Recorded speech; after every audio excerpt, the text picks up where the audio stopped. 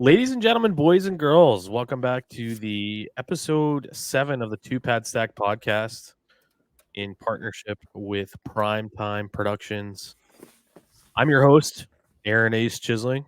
Alongside me is Burge the goalie. How's it going, Burge? Not too bad. It's been a great weekend out here in New Hampshire, weather-wise. Hope you got out to get to enjoy it. In New Hampshire, you were up in my neck of the woods, eh? I live in New Hampshire. You know Oh, this. that's It right. count. It I'm so counts. I'm so used to you being in Massachusetts. You're Massachusetts North. you're basically on. You're a masshole as far as I'm concerned. I was born in Masshole, so I might as well live up to the name, right? That's fair. That's fair. Yeah, the weather's been great. It's given that false fall feeling at night. Like you open up the window and it's getting to like high 50s, it feels like, but it's more likely, low 60s or so. It's great to get, settled in after work and just sit outside if you have a chance to do that. We have a wonderful outdoor seating area on my deck and we have a fire table and everything. So we've been lighting that at night and it's been absolutely gorgeous. Did you get to do anything fun this weekend outdoors? I actually got to go to the Hopkinton State Fair up in Hopkinton, New Hampshire, yesterday with the family and the in-laws.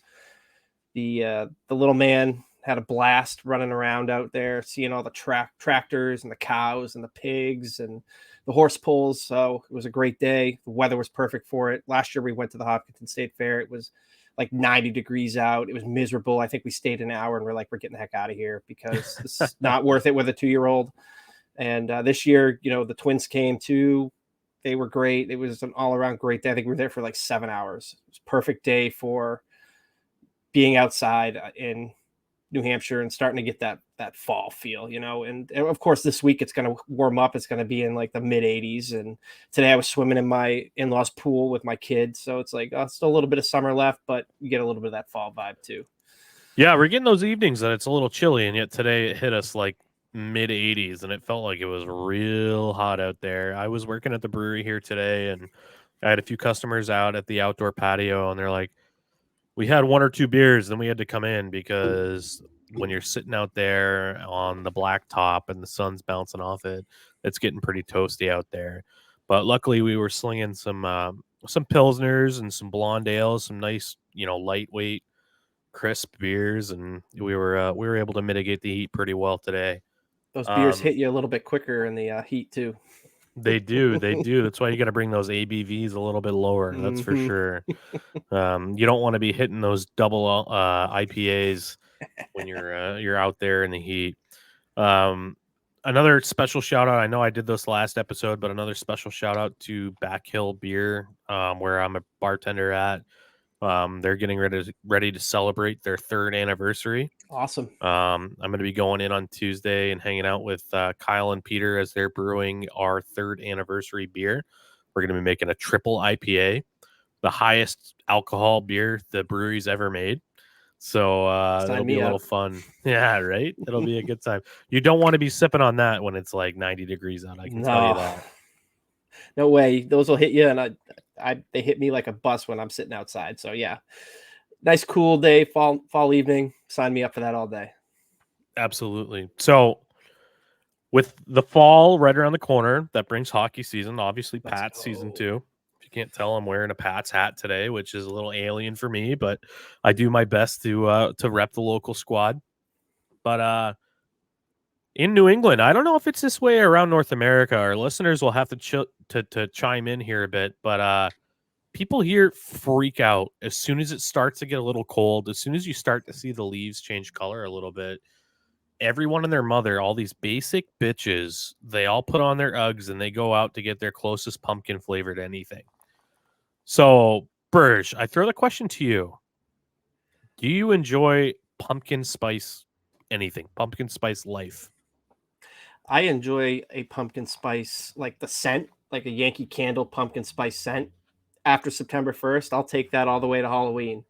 Uh, that is something, I'm big into my fragrances with my candles, and those things are fantastic. You're a big Um, candle guy? oh yeah, my wife got me into it when we started dating, and the pumpkin spice, the fall candles are usually the ones that get me the most. Macintosh is my scent when I pick up a new one. probably going to go some point this week to get one.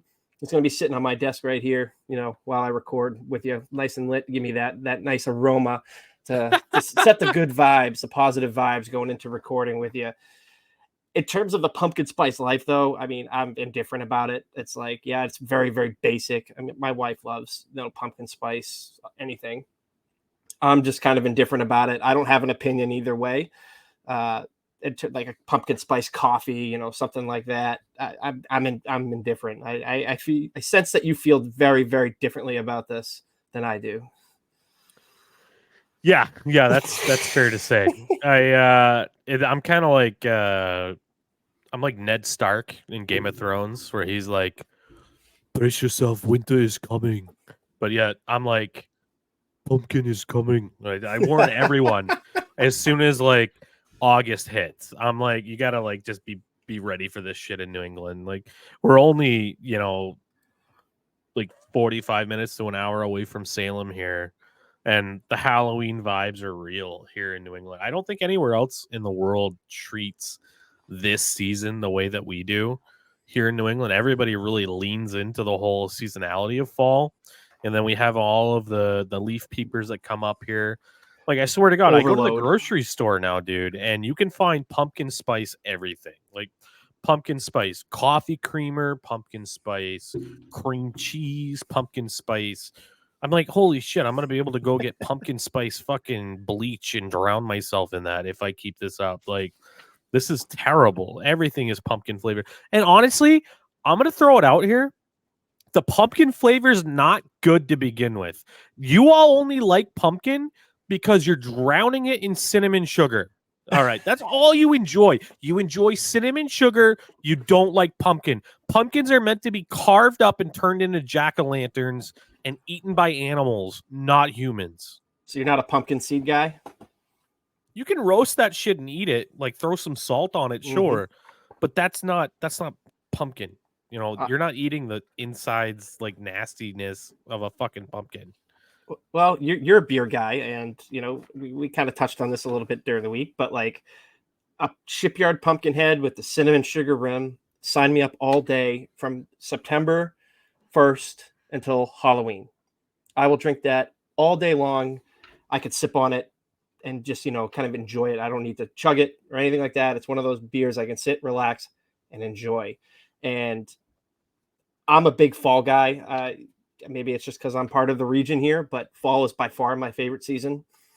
From, we'll say, the end of August until, we'll even go as far to say New Year's is my favorite time of year. I look forward to it every year, mostly because the Patriots come back and the Bruins come back. Absolutely. But just the whole cool weather, the leaves changing color. I enjoy that. I'm not one of those people that will drive up north just to see the leaves. I can see it out my window here. I don't need to go up north to see it. Despite how amazing the scenery is, it's not worth fighting all the people to go see it. But if you're going to knock fall, that's a hard pass for me. It's all fall for me. And when winter comes and you got to deal with the snow, I'm not a big summer guy because the heat bothers me. I'm not a big beach guy, but the fall, those 3 to 4 months in the fall, I could live there all year round. Absolutely, dude. I'm right there with you, and I'd have to agree with you that the fall is my favorite time of year because there's nothing better than, as I forget who had said it, sweater weather. Sweater weather is the best fucking weather, dude. Being able to just throw on a hoodie and like some sweatpants and just chill outside comfortably. You're not sweating your ass off. You're not cold. It's just absolutely pristine. And all of the mosquitoes are starting to die off because it's too cold. It's just pristine, dude. It's my favorite time of year. It's gorgeous to be outside. I know a lot of the rednecks around here really love it too because they start getting to shoot animals legally. So happy hunting season to you that if you celebrate. I'm not one of those people, but Me either. I'm hearing those gunshots going off all the time now. I think it started today or something. And all the camo wearing friends like Dick Cheney are out there shooting their friends and the animals and shit. But yeah, huge fan of fall, and Hell, like I said in a couple episodes here, we're getting closer and closer to hockey season. The Pats are going to be kicking us off here on Sunday. Burst, I'm going to throw it over to you. What are your thoughts on the opening kickoff weekend here? Well, it's all about Tom Brady this weekend. He's coming back home. They're going to honor him at halftime in the game this afternoon, or Sunday afternoon, sorry. And it's all about him. In terms of the game, I mean, I don't feel great about it. The Philadelphia Eagles went to the Super Bowl last year. They're an explosive team.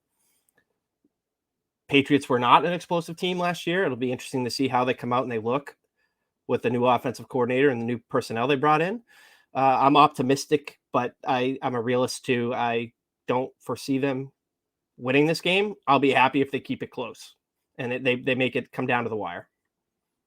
That's kind of where I sit on it. And, maybe we'll get to see some good stuff from Mac Jones with his new weapon, Juju Smith-Schuster, Mike Gesicki, see what Zeke Elliott can bring to the table with Ramondre Stevenson in the background. And ultimately, the big test is going to be what that defense can do against Jalen Hurts, who, had he not got hurt last year, was probably going to be the MVP of the NFL last year. I mean, he's kind of like named aptly, right? Jalen Yeah. Hurts. He's not Jalen healthy, is he? No, he's Jalen Hurts, and he missed a lot of time last year, and it cost him an MVP award. I think I'm sure ultimately he gets it. I'm definitely the first person to ever make that joke. So right.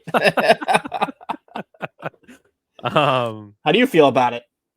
I'm excited for the Pats simply to have Pats football back. I like having a reason to yell at my TV, and I'll be the first one to tell you that I'm incredibly uneducated about the Patriots, but it's great to have Pats football on TV.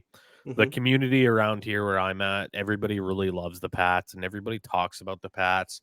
So if you're not watching and you're not paying attention, you're not, staying in touch with the world around you. So I'm excited to have it back. I love live sports. I love New England sports. I love sports that I'm invested in. I look forward to seeing Zeke Elliott get out there. Hopefully we can see Zeke eat. With all those things that they say, let's feed Zeke, let him eat and everything. I'm still a little concerned about the quarterback position. I don't think Mac necessarily has the pocket awareness that he needs to have to be a successful QB at the NFL level. I feel like when the the offensive line falls apart, most NFL, good high end caliber quarterbacks have that awareness to throw it away or, sense when the pressure's coming. And I haven't really seen that out of Mac yet. So it'll be an important test for him to see how he can kind of handle that this year because we don't have that excuse of having a shitty offensive coordinator anymore. So what are your thoughts? The pocket awareness is a big thing with Mac. He doesn't possess the athletic ability that a lot of these, like a Jalen Hurts or a Justin Fields, has to be able to move around and take the ball and tuck it and run if he needs to scramble around back there. Patrick Mahomes does it wonderfully. He can make all these ridiculous throws on the run. So can Josh Allen. I don't see him having the skill set to do that. So that kind of that pocket awareness and that ability to get that ball out quick is big for him. And that also comes down to, the receivers creating separation at the line, off the jump of the snap. That the way that the Patriots have always done things, even when Brady was here, is Brady never got hit because he snapped the ball and that ball was out of there within 2-3 seconds. Edelman was juking and getting open, going over the middle. You had, Gronk being able to go up and get balls that, 99% of the guys can't go up and get. So it's going to have to be a well-oiled machine for it to really work. I envision some growing pains off the top. Patriots have never been statistically a good team in September. Even with Brady, they seem to peak at the end of the year. Obviously, the team has not peaked at the end of the year post Brady. So it'll be interesting to see if they can get back to that kind of track that they're on, where they get better as the year goes on, not get worse. We'll have to wait and see how it all comes out. I'm excited. football season is kind of nostalgic for me. Obviously, going back to when I was a kid, when the Patriots, started getting good, it was all tied in with the fall vibe. You're going to sit at a football stadium where it's nice and cool and breezy. You're watching football on a Sunday afternoon. It's starting to get dark a little earlier, which I don't necessarily mind. The weather's getting cooler. It's all part of that whole nostalgic vibe for me, and that's why I'm really excited to, get back to having the Patriots playing. Absolutely. Well, we're all looking forward to them taking to the field on Sunday against the Eagles. I probably have to agree that I expect them to get their shit right properly pushed in, but yeah, it'll be interesting to see. I know that I feel like the Patriots really have a strong defense this year, as they did last year. Matt Judon and the decor, I think, are ready to be a top tier defense in the NFL.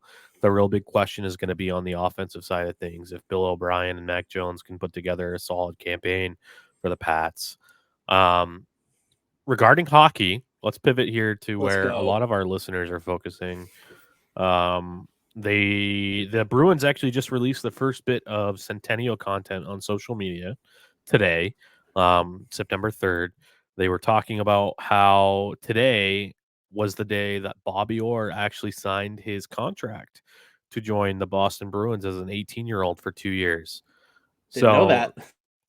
yeah, happy anniversary, Bobby. I know you're a big fan of mine with my tattoo here. Um, Shout out to Darren Orr for hooking me up with that signed jersey way back when. But yeah, so happy anniversary to that. Exciting times coming up here for the Boston Bruins. You're going to see a lot of Centennial content coming through from the Boston Bruins social media people on their official social accounts. So keep an eye out for that. Um, there is an actual the Centennial takeoff event that's coming up here in a few weeks or a couple weeks, and that's pretty exciting to me simply because they are unveiling the 3 new jerseys that the Bruins are going to wear this upcoming season.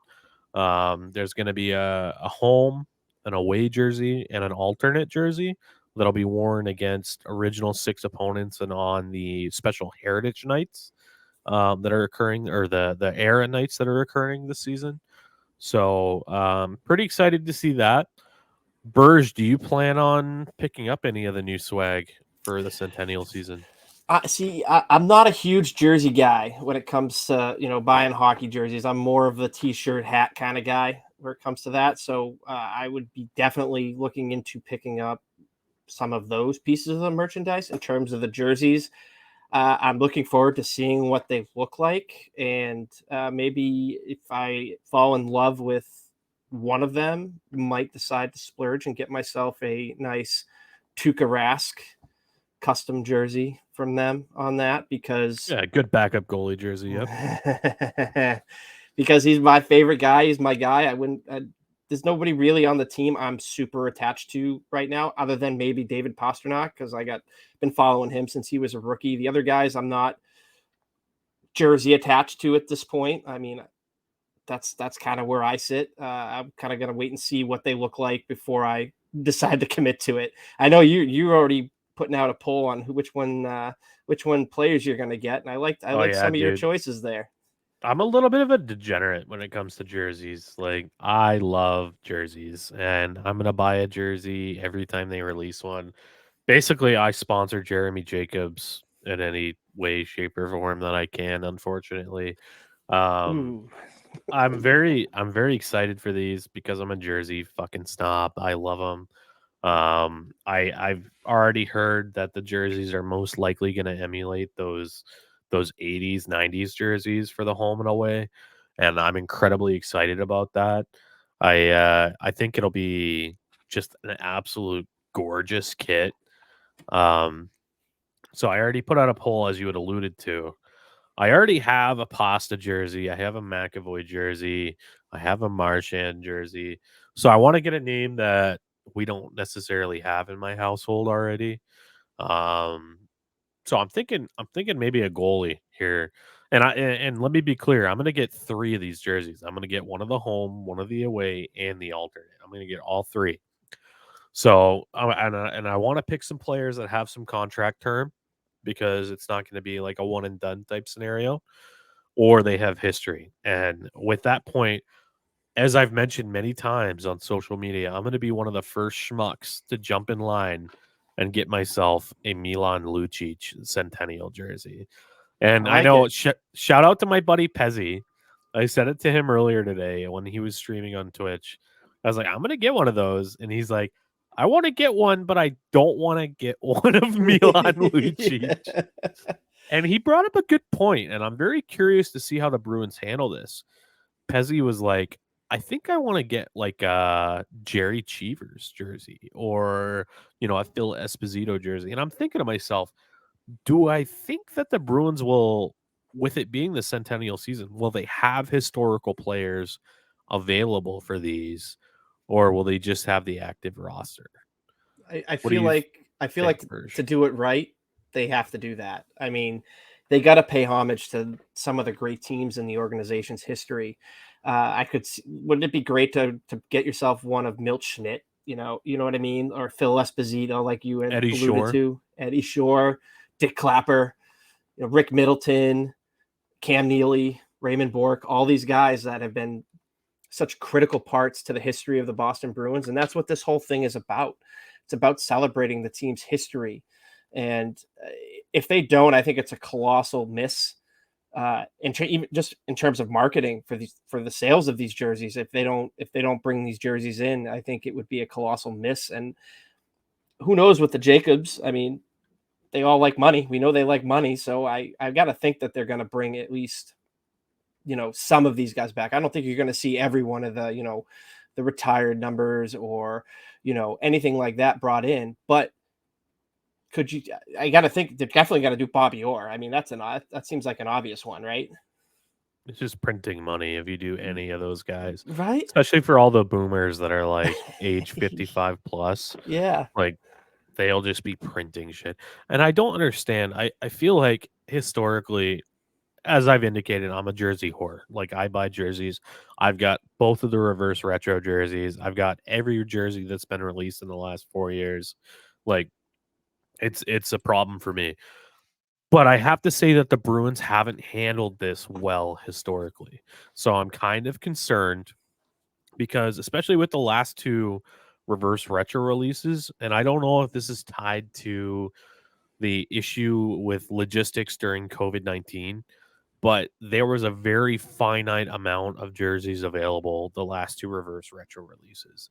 And I was very fortunate to get an authentic Marchand and an authentic Taylor Hall reverse retro jersey because I'm an idiot and I work from home and I prioritize the wrong things and I'm on the website immediately and ordering them. A lot of people weren't as fortunate as me. Um, so I really hope with them, they're having a whole event to unveil these jerseys. Like, Hmm. legitimately, they're having the Bruins out at Logan Airport in a section that's otherwise unavailable to people. Like, they're literally curtaining off part of Logan Airport to have this demonstration and this what's probably considered a fucking fashion show Hmm. of all of the Centennial merchandise. I hope they have their ducks in a row and they have a lot more stock available for the fans because the demand's going to be there. I mean, especially this is considered basically a year season long event. So these jerseys aren't going to be worn one time early in the season. Like, they're going to be worn throughout the whole entire year. So I have to think that they're going to have somewhat of their shit together when it comes to putting this merchandise out. And again, if they start bringing in the historical players, then yeah, printing money, they can take my money because I'm gonna get one of them at that point. And if they don't, if they screw this up too, it's just gonna be, yep, chalk it up to the Jacobs dropping the ball again. That's kind of where I would see it going. And I'd be really bummed out to see the 100th year of the first North American franchise in the National Hockey League to have this happen to them. And we'll have to see. And I really hope to get myself a Tuukka Rask one. That's the one that I really want. And if they don't have that, then screw the Jacobs. I'm done. Fair enough. Fair enough. Well, I'm very excited to potentially get one of those jerseys, two of those jerseys, three of those jerseys. I have a problem. Yeah, I'm gonna be picking those up here. I'm thinking a Lucic Centennial, so that's gonna be the third jersey. I don't know what that looks like right now, but I've heard rumors that it's gonna have the Centennial patch on the upper left chest with the corporate sponsor in the upper right. It I've heard that it's going to be that spoked B sort of logo from the original Fenway Winter Classic, the kind of cartoon looking Hmm. spoked B. I've heard that the texture on the gold, on the stripes, and on the B are going to have like a almost like a reflective quality to it. Interesting. It's going to kind of like shimmer in the light, like authentic, like metallic gold, to kind of honor the fact that it's the Centennial. All things considered, it's probably going to be a very cheesy jersey, but the fact that it's as you had mentioned earlier, an homage to the franchise that I have invested so much of my life into, I feel like it's something that I have to kind of participate in, and definitely I'm not going to buy a Chinese knockoff on something like this. Like I want quality, and I will pay for quality. So I'll get the Lucic one for that because of the nostalgia. Hmm. It's a good I am choice. big fan of Lucic. He was a big part of our 2011 team that won us the cup. That's than a lot of those guys on 2013 and 2019 can say because you fucking lost. You didn't get us a cup. Um, so I'm going to get that. And then from the goalie perspective, I was thinking between Linus Olmark and Jeremy Swayman. I want to get one of those probably on the home side of things for the new home jerseys, which are going to be all black and have that 90s style Bruins logo on it. Potentially even have the meth bear on the shoulders, which I would be low key stoked for. Not the Pooh Um, Bear. no, not poo. We're gonna go meth bear on the shoulders, I think, because that's how it was in the 80s and Hmm. 90s. Um, and I decided instead of Swayman because I don't. I honestly think, and I'm kind of in your camp here, Bursch. I think it makes more sense to get more value from trading Swayman, and I'm kind of concerned that that maybe happens. I think Linus Olmark will be here longer than what Jeremy Swayman is. And with my Scandinavian heritage, I'm going to go with Linus Olmark I there. like it. So probably a Linus Allmark jersey on the home side of things, Like and it. that leaves an away jersey for me to figure out who that's going to go to. And I think we got to go with Pavel Zaka on that final one. I think newly appointed number one center Pavel Zaka is going to make a real career out of it here in Boston, and with opportunities he wasn't going to be given in New Jersey. What are your thoughts on Zaka in his upcoming season here, Burge? It's a big season for him. It's going to be nice to see, how he does it in that first center role. Bruins don't really have anybody else behind him other than Charlie Coyle. I don't see him as a first line center. Uh, it was a former first round pick, top first round pick in the Yeah, NHL sixth draft. overall. Yeah, I think it wasn't that in the 2015 draft as well. I think That so. that loaded draft that the Bruins Just famously stop. swung and Let's move on. missed. Let's move on. Yep. It had trouble fitting in New Jersey, came in here last year, and I think hit his stride, playing with Pasternak. I think they have that connection. It's going to be interesting to see how, not just Zaka, but the, the forward lines as a whole do without their leader, Bergeron, and, David Krejci back there. It's going to be a very different looking season. It's going to be up to guys like Zaka to step up and kind of fill those shoes. And I'm not saying they need to be what those guys were to the Bruins, but they got to step up and at least shoulder some of that load, whether it's just Zaka, taking off and becoming a superstar in the league, or it's, a guy here, Zaka here, Coyle here, Marchand steps up a little bit. You get these guys coming in and hopefully can fill those shoes up. Absolutely. And that's a big reason why I'm thinking Zaka. I mean, he had He had an opportunity to show that he was more than what he showed in New Jersey, and he significantly outproduced what he did at any point in New Jersey with the Bruins in his first season. Granted, he was on the wing, but he did spend some time at center, and I think he actually acquitted himself quite well at the center position. And now he's going to have probably one of the best wingers in the game on his line. And anybody else that they plug in there with him and Pasta can just I mean, it's just sugar at that point, right? That's a great line to play on no matter who you are. So, Feel like a uh, guy could fill into that role. You can plug and play guys into that role. You're playing with two guys that really clicked last year. Like to see them take another step forward this year. You can kind of plug and play some of these veterans that they signed. Maybe even get to a point where you call up a kid or two to come in and just plug in there and see what happens. I mean, we've discussed this on previous pods that this is going to be considered a transition year for the team. This is a year to find out, can Zaka shoulder the load as the first line center, or are they going to have to go out and spend money, next offseason? Let's see what happens. And like I said, I mean, I don't want to consider it like a Krejci Lucic situation where they were trying to plug and play a winger for him, back in the 2010s, that kind of that whole decade there. But like that other wing with Pasta and Zaka, you can try multiple different things there early on in the season and just see if something just sticks.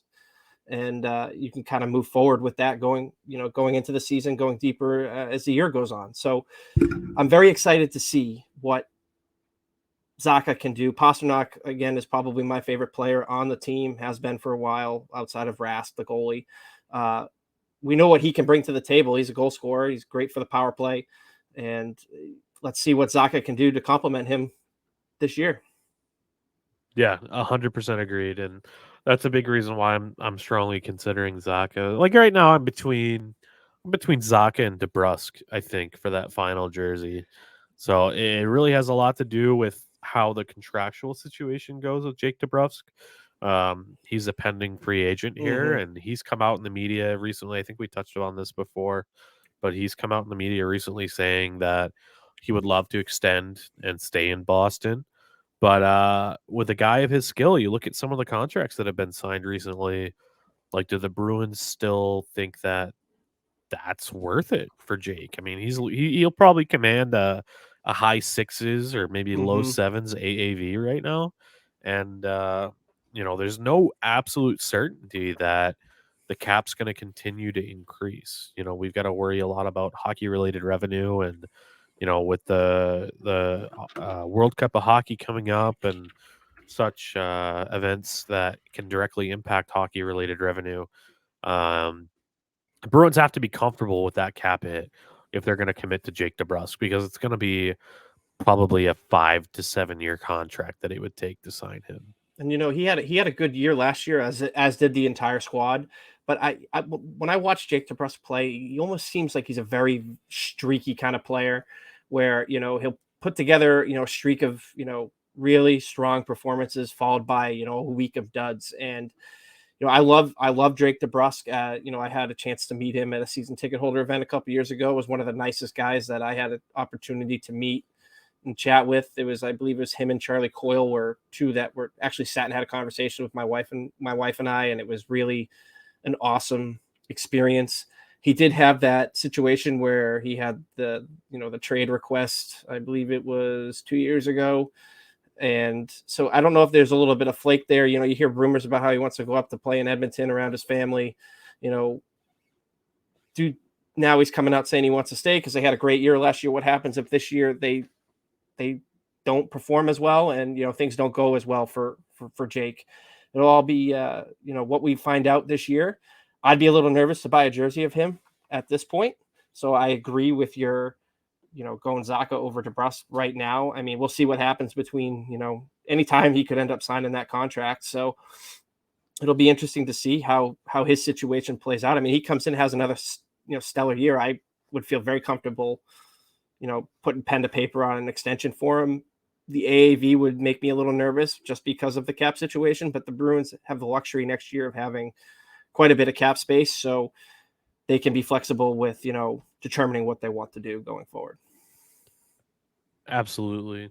I'm very eager to see what happens this year because there's going to be so much turnover at the end of this year simply due to the amount of cap space that's opening up with contracts ending and the cap going up itself. I mean, right now I've heard that there's going to be like 30 million or so in cap space Mm-hmm. going into next season, and it's going to be super intriguing to see what Don Sweeney does at the deadline with the limited draft capital that we have and the amount of cap space that we do have. So, um, let's pivot here. We've talked about the Bruins. I think we've touched on all the big topics for this week. There'll be plenty more to talk about next week, I'm sure.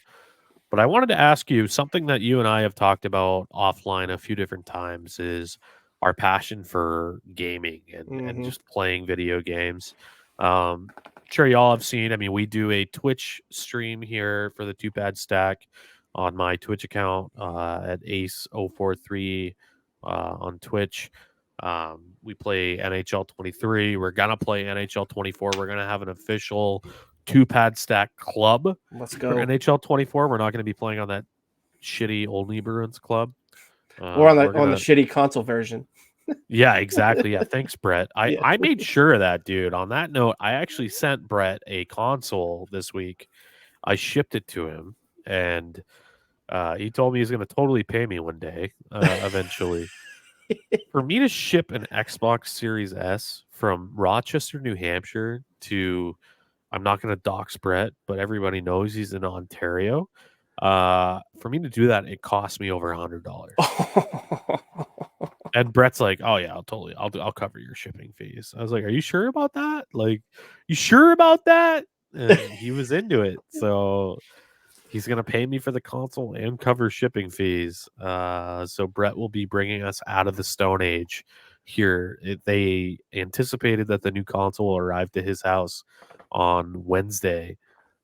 So Awesome. we're gonna be able to get Brett on the modern console, download the modern version of NHL 23, not the Stone Age one, and the current assortment of Xbox folks will be able to beat the shit out of the Something's Brewing guys on PlayStation. Can't So wait for that.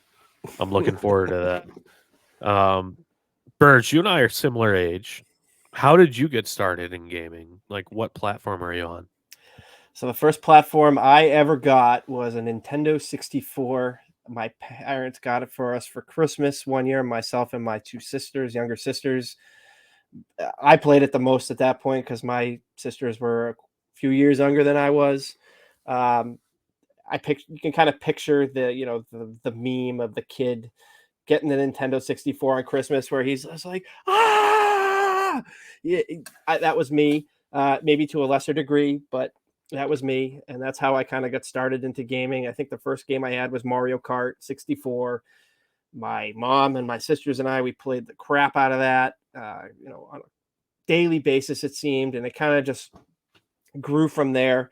Nintendo 64 remains to be one of my favorite consoles. I still have mine from the 90s when I did get it for Christmas.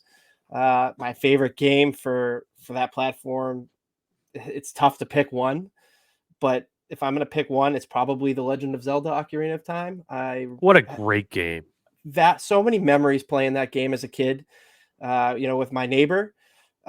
So that's to me probably one of the best games of all time. It's just so much to do in it. It was so ahead of its time. And you think about how the games are nowadays with them being, very open world, run around, kind of, shooters, any kind of game now you can do that. And The Legend of Zelda, you could do it back in the 90s. It was such a great game, dude. Like, just the fact that you really kind of had that level of immersion. You could look all the way around you Mm-hmm. and see things behind you, to your right, to your left. You could hear the things that happens around you. It kind of had like that first iteration of surround sound, I feel like, Mm-hmm. with that game. I felt that way with Super Mario 64 as well.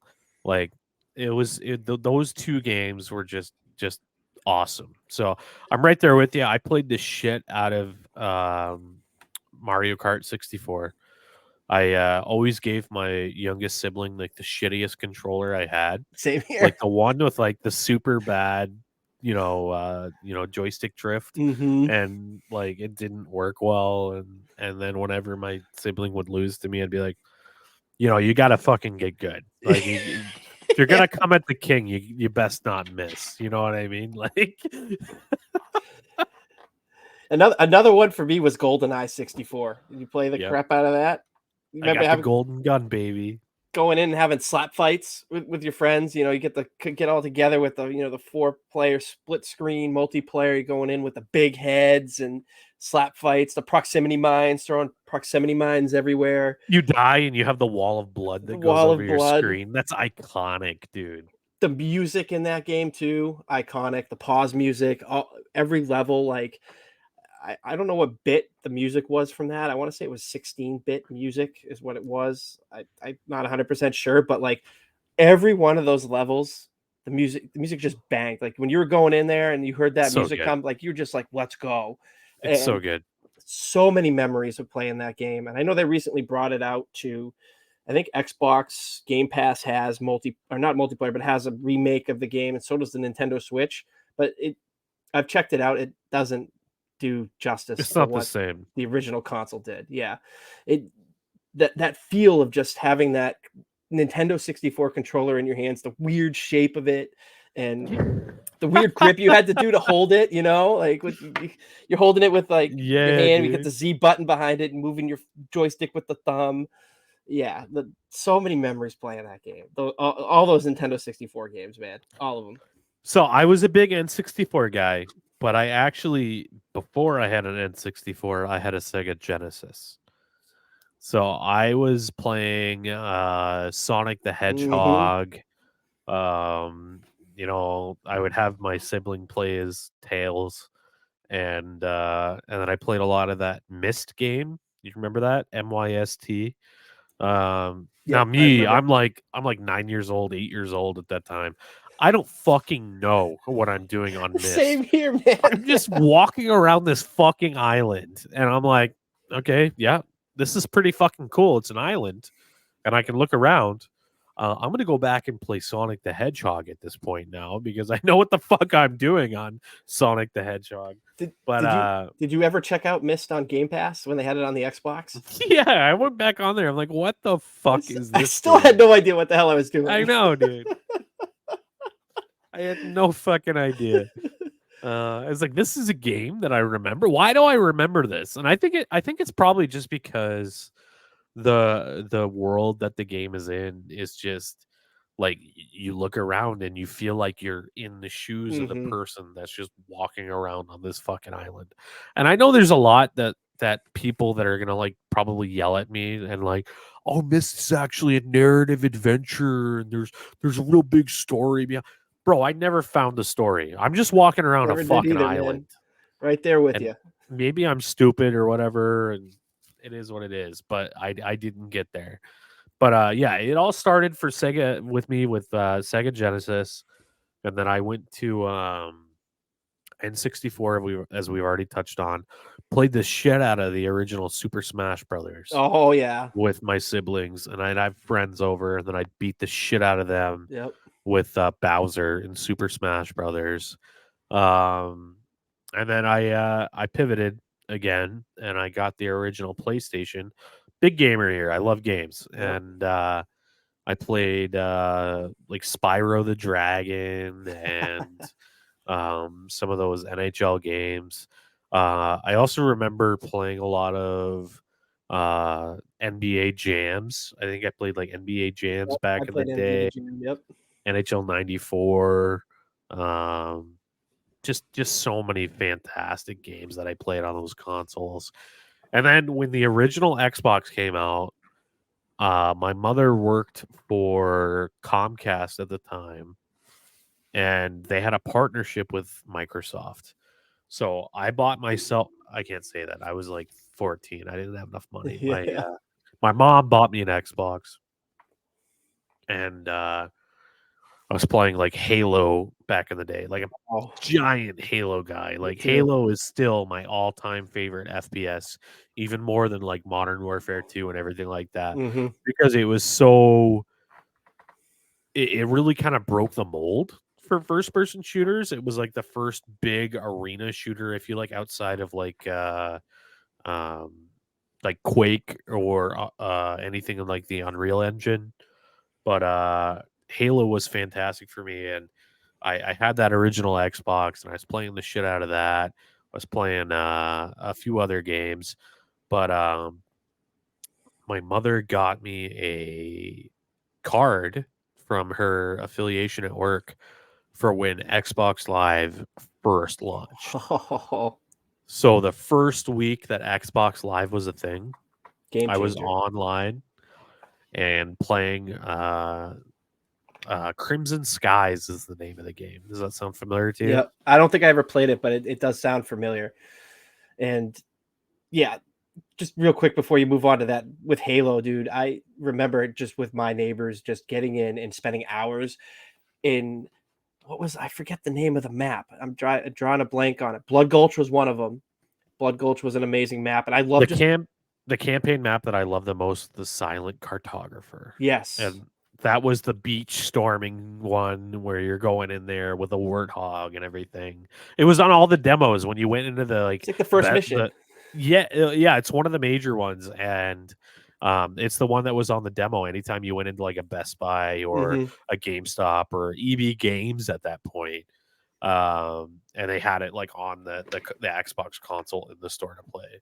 Yeah, the vehicles were the biggest thing for me. Like I hadn't played like a shooter game that had the ability to drive a vehicle and have like your friend hop in the back and shoot the warthog, the machine gun turret on the back of it while you're running around trying to kill all these little alien dudes, the Covenant and the Banshees. I had a blast flying those around where you actually could fly around a map and shoot down your friends as you're taking them out from a mile away.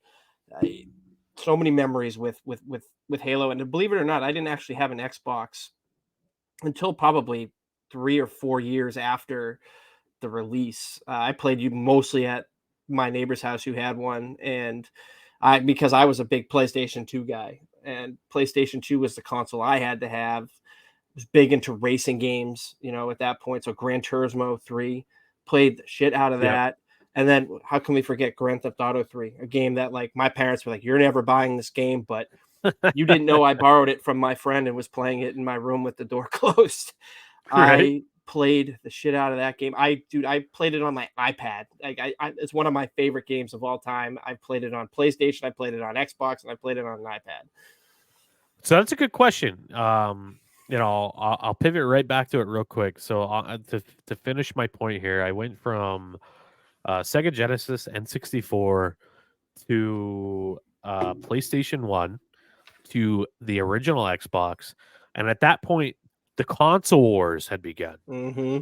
And I, being the impressionable young man, I decided that the side that I was on at the time was the side I preferred, and I have been an Xbox guy ever since.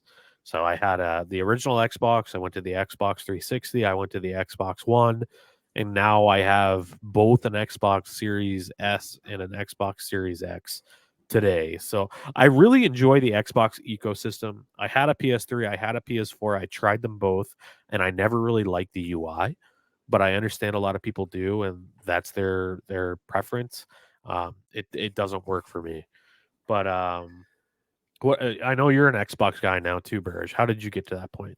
So I was a Nintendo 64. Then I, like you, went to PlayStation 1. I then went to PlayStation 2. And then I did also buy an Xbox. With my first job money, I worked at McDonald's. I was one of the first things I bought when I got my first paycheck was an Xbox. After that, like you said, the console war started. The next generation, I was a diehard Xbox 360 guy. Had an original one that red ringed, and ended up getting one of the slim new black ones. Mine actually lasted quite a bit of time. It lasted, I think, I want to say like 4 years before it crapped the bed and red ringed. And then I went out and bought, one of the slim black Xbox 360s, mainly because it was the day Call of Duty Modern Warfare 2 came out. my Xbox red ringed, and I was like, well, what the hell? I just paid $60 for this game. I want to play this game. So I was like, yeah, screw it. I'm gonna go out and buy, a console. Young uneducated college Burg going out and just spending money on his credit card that he didn't have. But after that, my friends and I had quite a bit of debate, and for the next gen, we actually went to PS4, and we played, the shit out of PS4 probably for again 3-4 years. And then there was one time, I'm with my wife, my girlfriend, now wife at the time, and I just keep talking about how, I want to get an Xbox, I want to play Halo again, I want to get the Xbox One.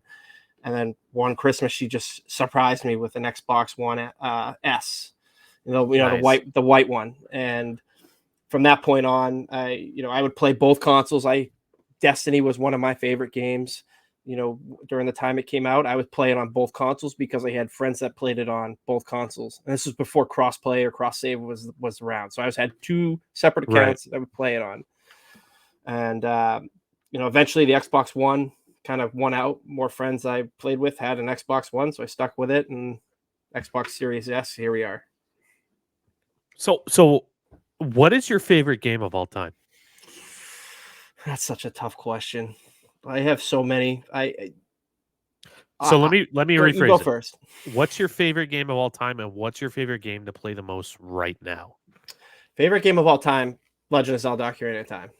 I That's a don't good think one. anything can I can top that. respect that. Nothing can top that for me. I've played so much of it, and I find myself going back and playing it now. Even if it's on the Switch, I find myself going back and playing it. I found myself playing more Majora's Mask than Ocarina of Time.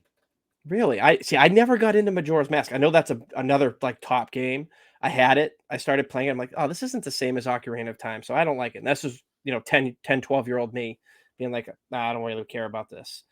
Right now, the game that I'm probably most into, probably Rocket League, just because I'm an adult with 3 kids, young children. I don't have a Oh shit, whole Rocket League? We haven't played Rocket League no, before. I don't have a whole heck of a lot of time to play video games nowadays because of my young children. And Rocket League is one of those games I can log on, play for 30 minutes, knock out 6 games, and log off.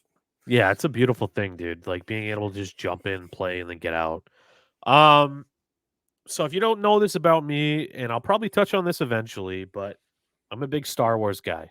I love Star Wars. I've always loved Star Wars. I've gone to go see every single movie that have come out in theaters. When I was a young kid, I loved going out and seeing episode 1 and episode 2 in theaters. Um, Huge Star Wars guy. My favorite game of all time, it's a little bit convoluted here. There's 2 of them, and I know that's a cop out, and I apologize in advance. But my favorite one on PC is the Jedi Knight series, Jedi Outcast 2. And then, or sorry, Jedi Academy. Um, Such a great game, Is and that it one on was on. Xbox too? Yes, so they I ended up played it. bringing it to Xbox eventually, but it was originally on PC only, and it was on the Quake engine, so it had an FPS component with like authentic Star Wars guns, including like the Wookiee bowcaster, and there were like regular plasma blasters and such, and it was so good. But what really brought me over the edge for that game was the lightsaber combat. Yep. The lightsaber combat combined with the force abilities that they gave with both a dark side tree and a light side tree. Like for the time, that game was fucking revolutionary. The online multiplayer was awesome. You could join lobbies and play with randoms. And there's actually still a community today because so many people have the same thought that I do, that it was such a good game. There's still a community today on PC that is maintaining active lobbies for you to jump in and play like dual servers and such to enjoy the lightsaber combat and Jedi Knight on PC. So that's my favorite game of all time.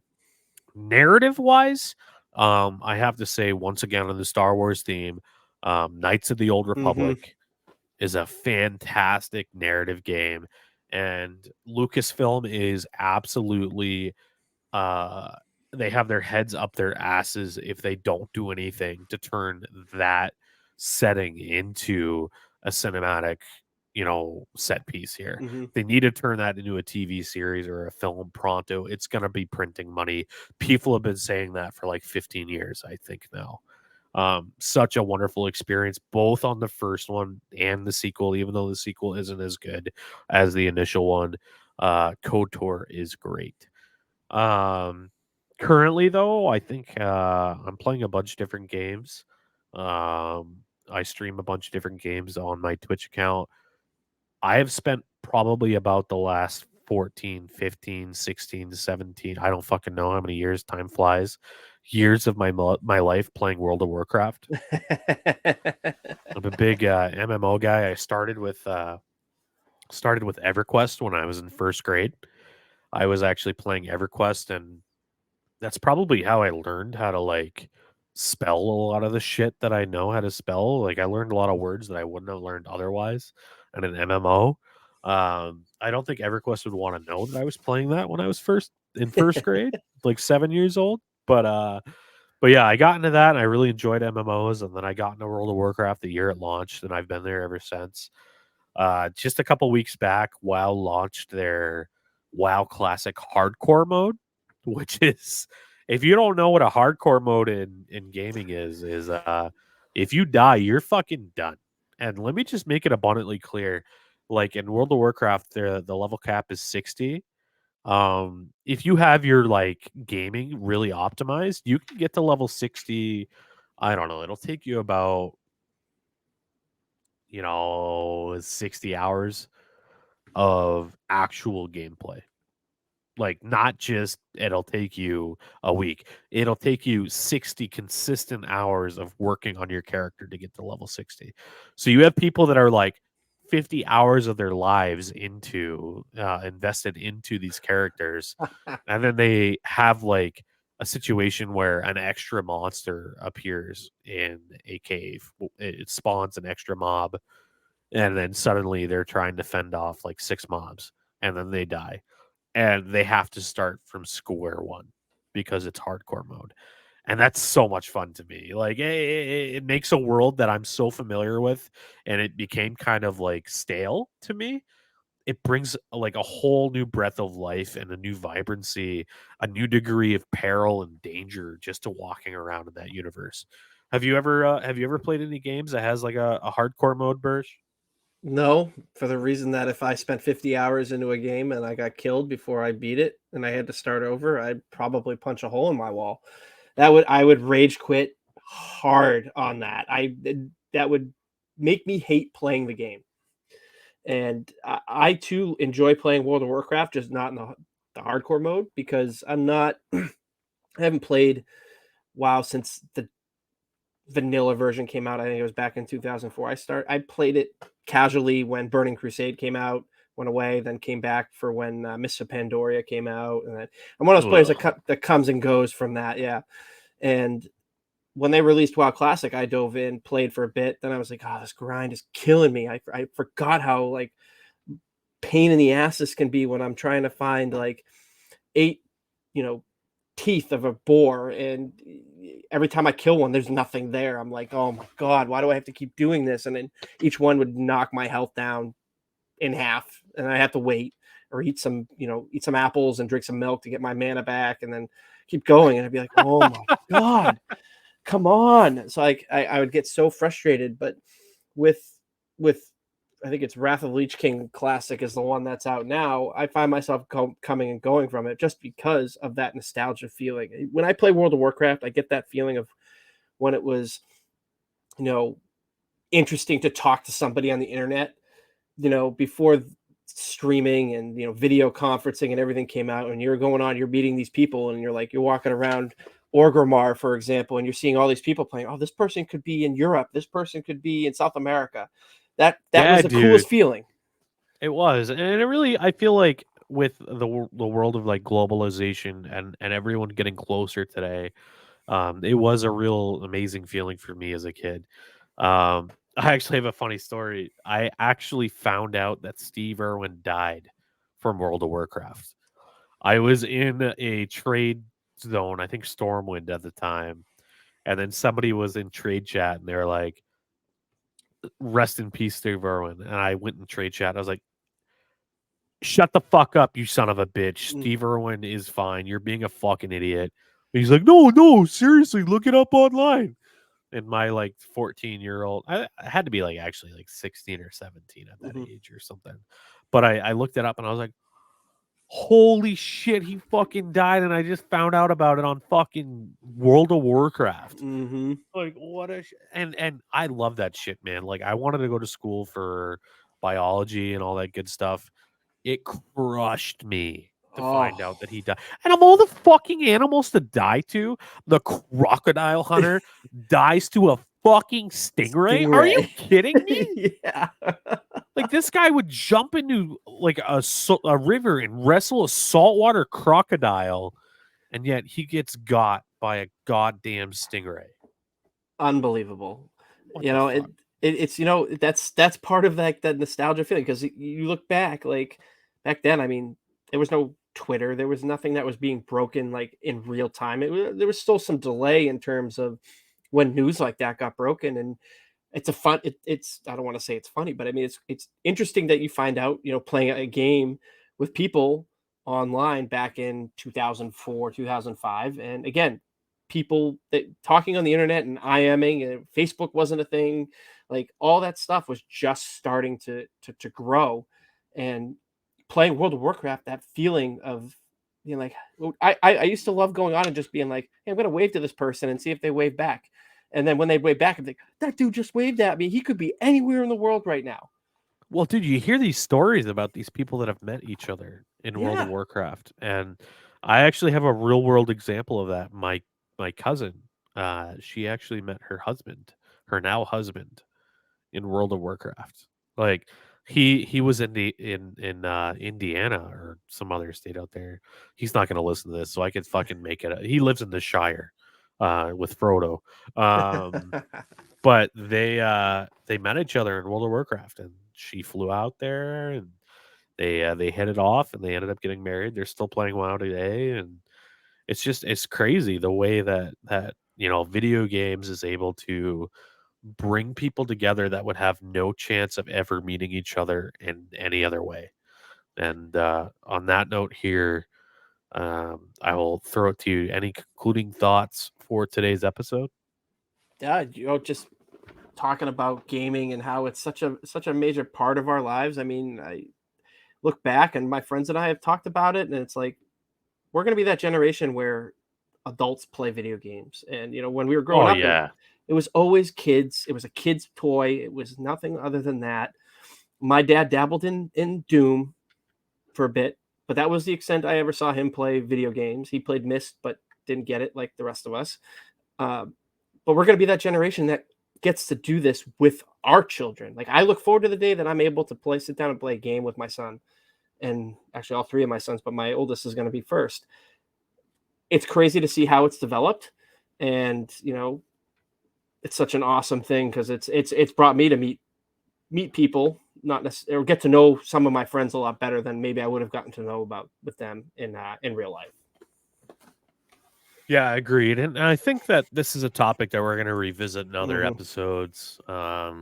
Technology, seeing the change in the world that we saw during our youth, and the world that we live in today, and video gaming and such. But it's been so much fun talking about these things today. Shout out to my wonderful co-host Burge the goalie. Thanks for joining me today. Let's go. You can follow him at why don't you plug your socials real quick? Yeah, I'm on Twitter at Burge the goalie. That's the best place to get a hold of me there. Yeah, and I'm Ace. I'm Aaron Ace Chisling. You can find me on Twitter or X at Ace in 603. That's Ace in New Hampshire. There are dozens of us, so make sure you find the right one. And then please also follow us on our podcast account. That is the at Two Pad Stack Pod on Xfinity, Jesus, on X. There's too many X companies now, for fuck's sakes. And we're also on Transistor. We are on Instagram. Just look us up. But yeah, that's gonna wrap us up here today.